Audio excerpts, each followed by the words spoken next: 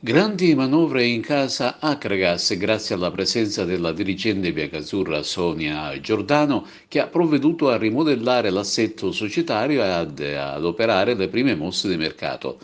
Come avevamo informato nei giorni scorsi, l'imprenditrice è tornata in città lo scorso mercoledì e venerdì scorso, sempre in occasione di un'importante riunione dirigenziale, è stata designata all'unanimità dall'Assemblea nuova presidente della società Acragas.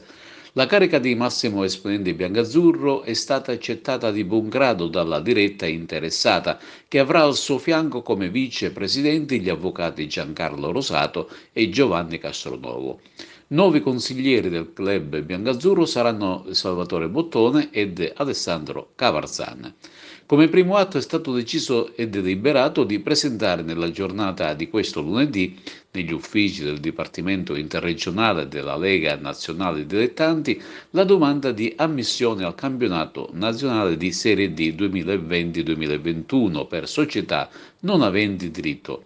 A supporto dell'istanza sarà allegata tutta la più ampia documentazione richiesta dal comunicato ufficiale della LND e soprattutto le somme economiche previste dallo stesso comunicato federale pari a 50.000 euro. Ma non è finita perché, sempre nella stessa seduta, si è deciso di affidare la parte tecnica della squadra all'esperto Francesco Di Gaetano, palermitano purosangue, 47enne, in possesso del tesserino di allenatore professionista di seconda categoria UEFA A. In passato è stato il secondo di una vecchia conoscenza del calcio agrigentino, Roberto Boscaglia, dal 2010 al 2015 sulla panchina del Trapani, ottenendo la storica promozione in Serie B con la società Granata. In eccellenza 2 anni fa ha guidato il Biancavilla ottenendo la promozione in Serie D, dopo una bella cavalcata conclusa proprio all'ultimo respiro, battendo ai calci di rigore il Canicattì.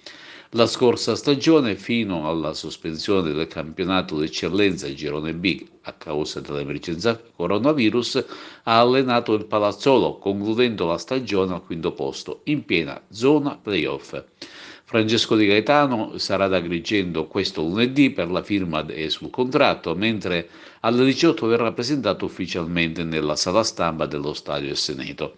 Intanto la società ha ufficializzato un tris di conferme di calciatori.